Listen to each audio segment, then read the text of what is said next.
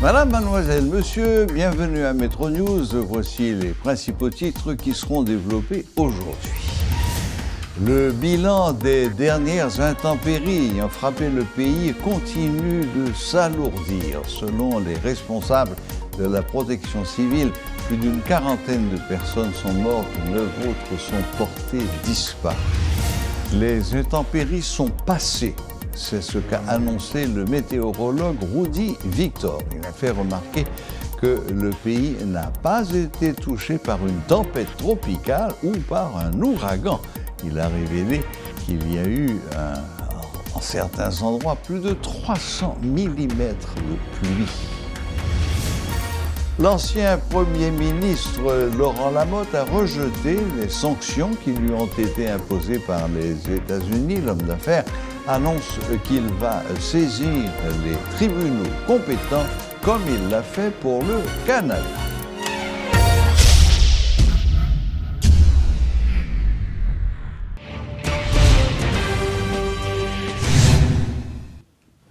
Plus de 40 personnes sont mortes, plus de 7000 familles sont sinistrées suite aux dernières pluies qui se sont abattues sur le pays, selon un dernier bilan provisoire, hélas, de la protection civile.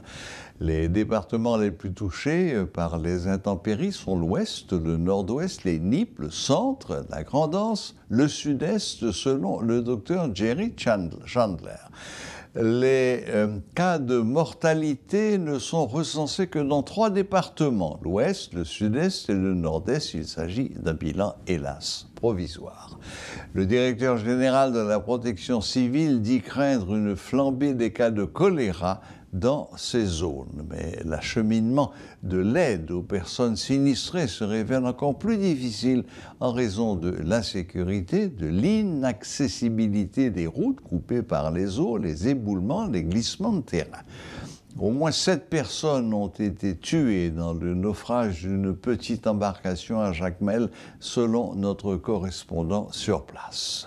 Ça qui dans le contexte catastrophe ça qui arrivé à département de l'Ouest là c'est lui même qui pi frappé et nous avons pensé spécial pour certaines régions, certaines communes et certaines localités que comme Merger, Gressier, Léogane, Font-Verrette, Cité Soleil, Tabor, etc. côté que impact là encore plus violent que l'autre côté mais impact là quand même tout aussi violent dans zone dans le département comme le sud-est ou bien département nord-ouest particulièrement ville Port-de-Paix qui en bas la pluie lui-même depuis mardi passé. Et journée jeudi à Kouna a activé en bas et directive Premier ministre. Toute équipe qui fait partie de Kouna, à savoir techniciens ministère sectoriel sous la houlette de ministre vini dans Kouna depuis hier nous sous la chelette n'a travail.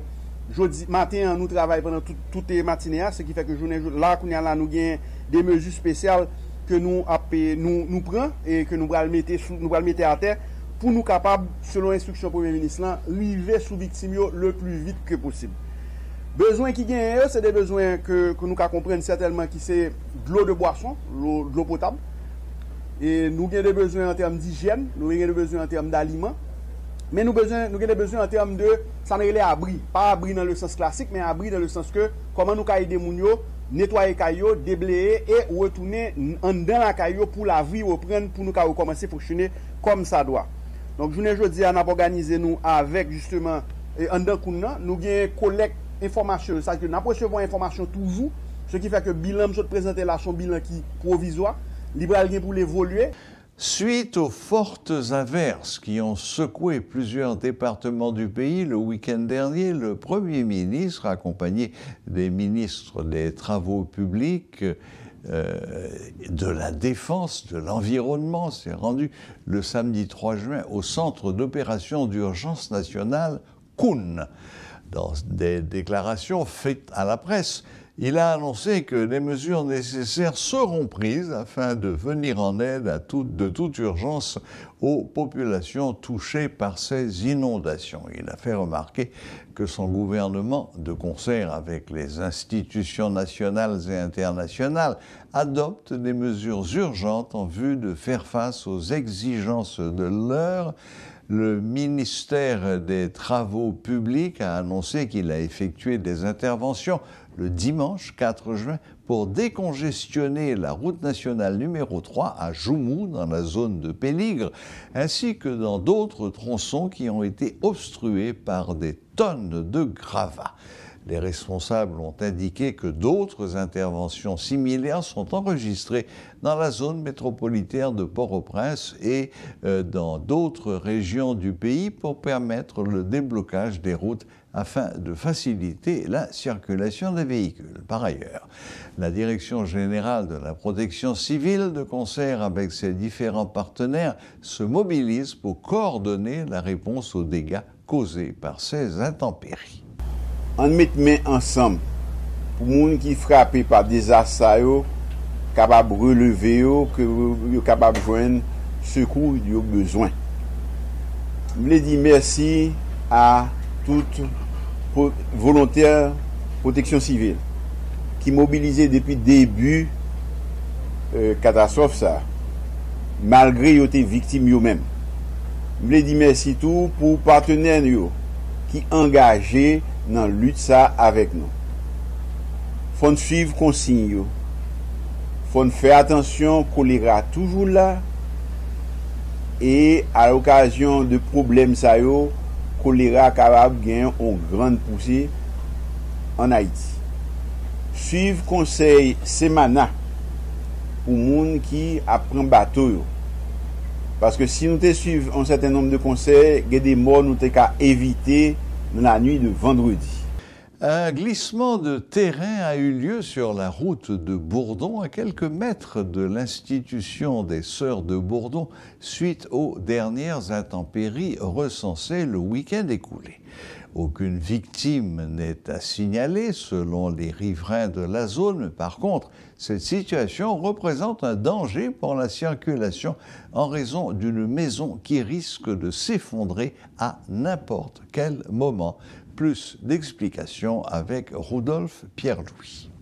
Selon un bilan présenté par la structure étatique dénommée Koun, suite au passage du cyclone sur le pays au cours du week-end écoulé, plus de 7000 familles sont à présent des sinistrées, plus de 13 000 personnes ont été déplacées, environ une dizaine de personnes sont portées disparues et plus d'un millier de maisons ont été inondées dans le cadre de cette catastrophe naturelle. Parmi les départements les plus touchés, nous retrouvons les NIP, le centre, le nord-ouest, l'ouest, entre autres.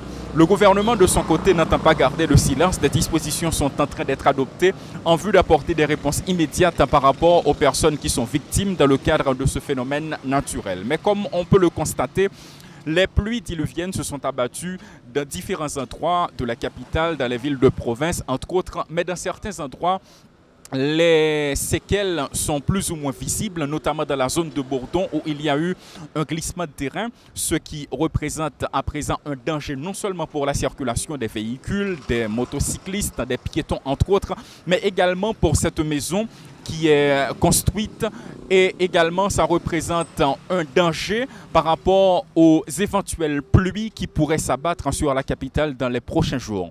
Pour l'instant, il est évident que les constats sont alarmants. Il est également vrai que les membres du gouvernement sont en train d'adopter des dispositions en vue d'apporter des réponses immédiates par rapport aux dégâts importants causés par ce phénomène. Un autre point important à souligner, c'est que par rapport à ce qu'a causé cette catastrophe naturelle sur le pays, il peut y avoir dans les prochains jours une remontée de cas de choléra, notamment dans les villes de province. Paul Léel et Rudolf Pierre-Louis, Portée des métropoles. Des pluies diluviennes se sont abattues sur l'ensemble du territoire et notamment sur la péninsule du Sud et l'Ouest le week-end écoulé. Le météorologue Rudy Victor révèle qu'il y a eu à certains endroits plus de 300 mm de pluie. Les orages ont débuté mercredi dans la Grande Anse, se sont amplifiés jusqu'à samedi. C'est un phénomène imprévisible que M. Victor qualifie de rivière atmosphérique. Ceci est provoqué par la conjonction de plusieurs phénomènes, dont 2 creux. Peut-être qu'il y a des météorologues qui sont très stricts sur les termes, qui vont dire quoi, parce qu'il y a des critères précis, etc. Mais toutes les fois qu'on a une masse d'humidité, okay, qui est transportée par des vents, okay, généralement nous laissons une rivière atmosphérique. Okay. Il y a une rivière en surface, il y a de l'eau qui a coulé. C'est quand coule là, ça c'est de l'eau, si vous voulez, de l'humidité, beaucoup d'humidité dans l'atmosphère qui circule portée par des vents dans une direction bien déterminée. C'est ce que nous avons eu et Rivière n'a pas fait pour compter, il faut un concours de circonstances qui peut faire ça. C'est comme le phénomène du genre, par exemple, Sandy, ouragan Sandy est monté sur Jamaïque, il n'est pas monté sur Haïti. Okay, circulation associée à Sandy, drainer en pile d'humidité vers le sud pays d'Haïti. Ça veut dire que nous connaissons la pluie normalement en juillet tous les mois de l'année pratiquement, nous en été, avec l'humidité, avec la chaleur, l'orage a développé. Où dit tout bas fini? Nous finissons avec une rivière atmosphérique ça, parce que l'année n'est plus là, l'autre système ça allait. Bon, je pense que c'est lui-même NHC matin, mettons petit quoi solide disant qu'il y a 10% de chance de développer, il y a Açores, les archipels des Açores, il y a 10% de chance pour le dans un système subtropical qui n'a rien à voir avec nous. Ni avec rivière ou pas qu'à garantie 5 jours à l'avance qu'on a 100% de chance que pour aller une inondation ou un setup qu'a fait. Ou est top là modèle du mais ça qu'a fait OK bien que c'est on dit que ça est moins difficile que prévoir un cyclone parce que ça est évident et setup qu'a créé mais c'est comme ça pour parler quand les jours approchés langage là où j'ai changé OK par exemple mercredi je crois ou bien jeudi il y a the Weather Prediction Center organisme NOAA qui est international DES qui fait prévision pas tous les jours pour zone là qui t'a parlé de ça tout, et puis il dit comme ça qu'il y a une possibilité jusqu'à 200 mm là, puis tomber quelques côtés sur l'extrême ouest presqu'île du Sud. Où est tout, il n'a pas parlé de toute presqu'île du Sud là, il a été précisé entre 75 et 150 mm sur presqu'île du Sud là, mais surtout zone après région Caille, partie dans Grandance, etc. avec nord-ouest pays à côté de la Caille jusqu'à 200 mm la pluie par endroit, peut-être plus. OK? Il a dit qu'il y a une probabilité ça, il n'a pas dit ça pour arriver. Okay. Mais au même bon qui dans risk management là c'est pour commencer à regarder ça va passer et puis commencer par poursuivre ça va passer et puis ça qui est important tout c'est ça le real time forecasting.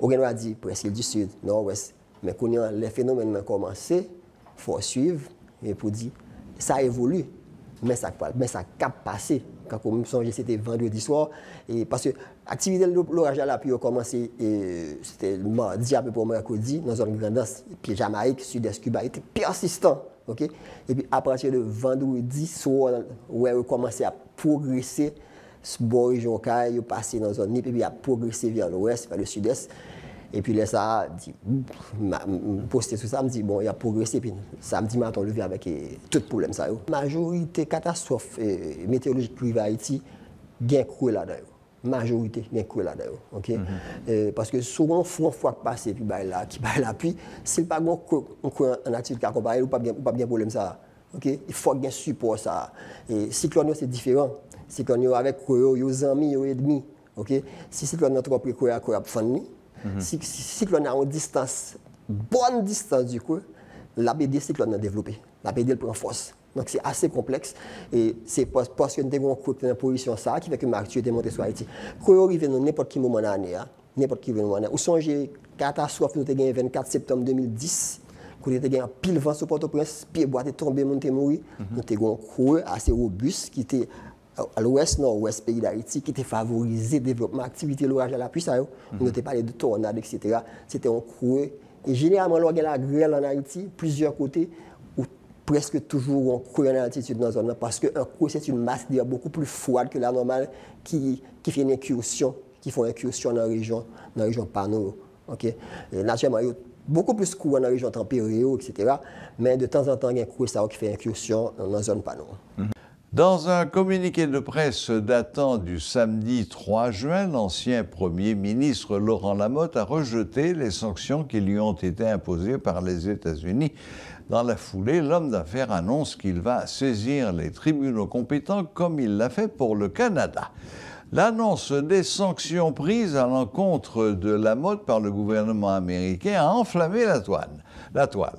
Le secrétaire d'État américain, Anthony Blinken, a en effet annoncé des sanctions assorties d'une interdiction d'entrée aux États-Unis contre l'ex-premier ministre pour avoir détourné à des fins privées au moins 60 millions de dollars des fonds Petro-Caribé. Fin de citation. Quelques heures plus tard, l'ancien Premier ministre a réagi dans un communiqué. Il regrette vigoureusement cette sanction et estime que la décision du secrétaire d'État ne repose pas sur des preuves, mais sur des rumeurs recyclées datant de son mandat en tant que Premier ministre de 2012 à 2014. Un programme de réinsertion lancé par Haiti Teen Challenge a sauvé plusieurs jeunes qui avaient sombré dans l'alcool et la drogue. Recrutés dans des quartiers vulnérables de la capitale ou des villes de province, ces jeunes bénéficient gratuitement de cette activité avant d'intégrer l'une des universités du pays. Cette initiative est financée par des organisations nationales et internationales. Le pasteur Giulio Volsi, qui est l'un des instigateurs de ce programme, encourage les jeunes à divorcer de ces pratiques malsaines. Elle a vécu une enfance difficile. Très jeune, elle s'est livrée à toutes sortes de débauches. Aujourd'hui, elle a changé de vie selon ses témoignages. Dès qu'on fait prostitution pour des cas utiles tête moins. Mais à travers des filles jeunesse d'Haïti, je viens entrer dans le programme, je viens connaître que bagay ça yo pas gain place yo et que yo pas fait bon Dieu plaisir. Même si de chrétien c'est dit dire si on a vécu dans Christ là, il vient une nouvelle personne, et bien c'est tout moi. Pendant que je viens accepter Christ, je viens connaître comme kounya c'est temps Saint-Esprit bon Dieu, je pas gain droit pour me faire n'importe ça avec comme encore. Pour me parler kounya parce que longtemps mon pas qu'on voulait tendre à cause de ça que me dès qu'on a mené mais kounya me senti fier le me vont côté pour tout moun yo ka ouais changement ça qui fait dans la vie et moun que me venir. Fougueux et intelligent, ce jeune garçon élevé dans un quartier populaire où il a connu des moments de plaisir peu recommandés pour son âge est fier de partager ses expériences. Moi c'était en cours avec masturbation et avec pornographie. Moi j'ai fait excel là-dedans, pile fois ça te permet que moi vraiment comme si senti mal à l'aise. Ça te vient mener un paquet de carences là quand moi et désir pour liberté me faire comme si me un mauvais comportement, dans façon de parler, dans façon de y là quand moi et avec envers l'autre amis qui étaient dans la communauté. Et j'aime te dire nous bagage ça était vraiment comme si tout le monde moi pas de cas jeune côté vraiment comme si pour moi était calibré. Mais après que il y a un monde qui t'a parlé papa de programme là et il t'a dit me venir inscrire. Après que me défini réfléchir et moi j'ai besoin côté et moi j'ai besoin un monde qui peut t'accompagner. Moi j'ai prié bon Dieu. Il y a un passage qui dit la chair est faible mais l'esprit est bien disposé. C'est ça qui fait que dans toute formation mieux peut-être toujours dire que un chrétien il doit strict avec tête li pour pécher pas strict avant. Donc moi j'ai choisi premièrement faire bon Dieu confiance. À chaque fois que tentation vient en face moi, je chante quelques musiques évangéliques et je prie. Malgré parfois que je suis tombé, mais pendant un certain temps, je ne suis vraiment pas esclave. J'ai des bagages ça encore. Des dizaines d'autres jeunes ont vécu presque les mêmes expériences jusqu'à ce qu'ils soient réhabilités grâce à une formation offerte par Haiti Teen Challenge, une structure qui s'est donnée comme mission d'aider des jeunes les plus vulnérables. On qui était déjà dans gang, qui t'a porté des armes, obéit à principe. C'est pour bagay qui facile pour lui. Vous comprenez ça là. Donc là passé parce que centre là, jeune yo fait mais pour 18 mois. C'est-à-dire depuis le matin, yo bon règle déjà préparé qui les pour lever. Qui ça yo gen pour faire pendant toute journée jusqu'à ce qu'il coucher. Ça pas facile. Yo moun qui dans drogue, l'el ba jeune drogue là, li vle utiliser toute stratégie pour le joindre. Soit pour le bailler mentir, soit pour le faire un bagage, mais au fil des temps, pendant que nous encadrons, nous faisons formation pour eux, nous prier avec eux, nous lire la parole bon Dieu avec eux, et que les gens qui bien formés pour ça. Et au fil des temps, il a changé le comportement et tout, mais pendant que vous faites entrer, il y a un principe qui est établi. Vous avez un téléphone, ça veut dire même l'autre affaire fait des affaires, vous avez un téléphone, pour une visite, sans plan, si vous sortir, il faut sortir avec un leader, si pour vous entrer, il faut que vous ayez une autorisation, et les gens qui peuvent entrer, aller l'entrée, par contre à l'entrée, ils fouillent, ils regardent tout ça à côté, donc il n'y a pas accès avec substance. Jusqu'à ce que les jeunes lui-même, ils commencent par prendre conscience des dalles. On commence à balle une liberté provisoire jusqu'à ce que l'on reprenne la liberté totale qu'elle devient pour circuler sans pas besoin d'autre. De son côté, le pasteur Julio Volesi n'y va pas par 4 chemins pour exposer au grand public le travail qu'effectue cette institution. Supporté par de nombreuses organisations à la fois nationales et internationales, M. Volesi fait le point. Côté que nous graduons 29 dans jeunes filles et jeunes garçons qui sont dans des quartiers populaires, côté que qui a fait face avec une addiction, drogue, alcool, prostitution et gangster. Et nous prenons pendant 10 jours mois participer dans le programme pendant que nous formons et dans le leadership et aux disciplines qui ont besoin, faire service communautaire et jeunes ça gradués et après nous prenons en bourse d'études comme ça qu'ils sont capables de participer ou intégrer pas capable dire dans université ou école professionnelle dans le pays. Côté capable apprendre une profession qui est capable d'aider à l'avenir, qui veut rentrer dans le programme ça. Maintenant, pour nous qualifier, il faut qu'on ait entre 16 à 24 ans. Et deuxièmement, il faut qu'on ait désiré changement, il faut qu'ils soient bagages qu'on veut. Ou également, il faut qu'ils aient une addiction, ils sont capables de drogue, alcool, prostitution, au brand gang. Et ces jeunes, ça nous attirés dans le programme et pendant 18 mois. Certains critères sont à respecter avant d'être éligibles dans le cadre de ce programme. Depuis 7 ans, des centaines de jeunes ont déjà bénéficié de ces bienfaits et aujourd'hui, après cette nouvelle cohorte lancée sur le marché, de nombreux autres en sont attendus. Nous faisons sécurité dans la Bible, nous vivons vivre exemplaires à eux-mêmes, nous faisons que nous engageons et nous croyons que tous jeunes, nous disons ça souvent, ni jeunes qui semblent pas un problème, ni ça qui est un problème. Nous avons 3 bagages qui ont besoin et dans mes leaders, ils ont besoin premièrement, au compte qui côté pour aller, une vision qui est claire. Ces jeunes, ça nous dit au côté pour aller, ils connaissent exactement ça que ils attendent de nous-mêmes. Deuxièmement, on va aux valeurs. Comment on va aux valeurs engagées dans le processus là. Ils font service communautaire, nous demandons pour aider par eux. Et troisièmement, résultat, pas seulement au niveau eux-mêmes, mais l'autre jeune qui réussit, ça encourage eux pour participer facile, seulement dans 29 40 08 57, sauf les participer et aider-nous dans le programme. Alors nous connaissons chaque fois nous faisons une interview, nous relais pour demander, cette fois c'est pas vrai nous demander, mais c'est relais pour participer dans ce qu'on a fait, ou vous êtes capable également visiter le site internet nous, qui est www.ittc.org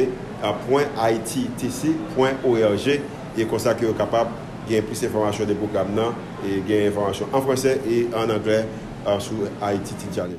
Dans le cadre de la cérémonie de remise de parchemin de la 7e promotion de l'institution Haïti Teen Challenge, baptisée Altaïr, des jeunes vont pouvoir bénéficier d'une formation professionnelle ou universitaire. L'institution se fait le devoir de réhabiliter des jeunes qui se livrent surtout à l'alcool, à la drogue, dans des actes criminels liés aux groupes armés. Une initiative qui arrive à point nommé dans un contexte d'insécurité où les jeunes sont les plus exposés. Paul Léel et Rodolphe Pirloy, Portée des métropoles. La société verte Haïti, Sauvé, exprime ses préoccupations par rapport à la dégradation de l'environnement haïtien. Lors d'une foire organisée ce lundi à l'occasion de la Journée mondiale de l'environnement, les responsables de cette organisation écologique ont fait savoir que 65% des fatras produits dans le pays sont composés de déchets plastiques. Si rien n'est fait, on risque d'avancer tout droit vers une hécatombe écologique, préviennent ces militants en faveur de l'environnement. Alors que le monde entier célèbre la Journée mondiale de l'environnement, ici en Haïti, on fait le bilan des dégâts enregistrés lors des dernières pluies qui se sont abattues sur le pays. L'organisation écologique dénommée Société Verte Haïti Sauvé l'a bien compris et a préféré sensibiliser des enfants et des jeunes sur l'importance de la date du 5 juin à travers une conférence débat. Haïti, c'est un 4 pays qui plus touché par sa pollution plastique. Ça veut dire nous gagnons pile bouteille plastique, sachet plastique que nous gagnons. Et nous gagnons exemple pas plus tard que avant hier samedi, pendant que gagnons pluie qui tombait sur tout le territoire national là, et nous gagnons exemple une ville la caille nous qui c'est Léogane, une ville dans le pays nous regardez qui ça fait. Avec les maigres moyens que nous gagnons. C'est seulement Foyer Espoir qui toujours la veine, qui bande ti moun qui dans l'école et qui trouve que journée ça est important. Même Jean nous dit nous pas demander pour le temps journée et férié pour le temps congé, mais au moins yo ta depuis dans pipiti pour yo mettre éducation environnementale, éducation pour montrer ti moun yo qui importance l'environnement gagne. Et c'est dans ce sens ça nous la jodi pour nous former des éco-citoyens. Des futurs éco-citoyens qui devront apprendre dès le jeune âge à avoir un comportement responsable et respectueux face à l'environnement. D'ailleurs, combattre la pollution plastique est le thème retenu cette année pour la Journée mondiale de l'environnement. L'on considère 65% fatra pays à produit fait à partir de résidus plastiques. Et nous, qui sa grande ville nous devenir connue à Pétionville, Delma, des côtés Tatriantes, nous vivons tant que des gens qui estropiés, qui font tout ça, nous fin boire, on s'achète de l'eau, on bouteille tampico, on la gueule devant pied, n'importe où. Ça a montré que nous n'avons pas d'éducation environnementale nous qui soutenue. L'on a regardé encore et 3-4 millions de livres de bouteilles nous produisent en raison moyenne de 60 millions de livres de bouteilles selon EXA. Ça est très grave. Nous sommes obligés au moins de déclarer une sensibilisation nationale, l'on considérer vulnérabilité nous aux effets du changement climatique. C'est une situation préoccupante, déplore de son côté le directeur de l'école Foyer de l'Espoir, engagé lui aussi dans la lutte pour un environnement sain et propre. Selon Jonathan Saint-Iné, le pire est à venir si rien n'est fait. Nous n'avons pas avancé vers ça, nous avons une hécatombe écologique. Côté, si nous quittons, nous arrivons dans la phase de non-retour côté ça pi mal, nous ne pouvons pas faire rien parce que contre la sécurité, il y a un problème qui est posé. Contre la sécurité, contre la faim, il y a une action qui est posée. Mais si nous tombons dans l'hécatombe écologique, l'environnement, la nature déchaînée contre nous, nous ne pouvons pas faire rien. Et justement, nos sauterelles ont quelques gouttes de pluie. Et puis, toute ville inondée, grande ville inondée, plaine inondée et en pile de dégâts faits. En cette journée mondiale de l'environnement, les responsables de Société Verte Haïti Sauver en ont profité pour exhorter les autorités concernées à sauver ce qui peut l'être encore. L'occasion également pour cette structure d'exposer des produits artisanaux réalisés à partir des déchets plastiques pour implémenter le principe des 3 R, réduire, recycler et réutiliser. Pour conclure, un bref rappel des titres. Le bilan des dernières intempéries ayant frappé le pays continue de s'alourdir. Selon les responsables de la protection civile, plus d'une quarantaine de personnes sont mortes, 9 autres sont portées disparues. Les intempéries sont passées. C'est ce qu'a annoncé le météorologue Rudy Victor. Il a fait remarquer que le pays n'a pas été touché par une tempête tropicale ou par un ouragan. Il a révélé qu'il y a eu en certains endroits plus de 300 mm de pluie.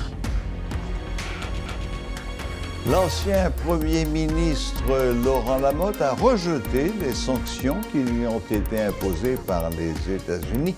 L'homme d'affaires annonce qu'il va saisir les tribunaux compétents comme il l'a fait pour le Canada. Voilà, la boucle est bouclée. Merci de nous rester fidèles. Très bonne semaine à toutes et à tous et à la prochaine. Même heure, même chaîne.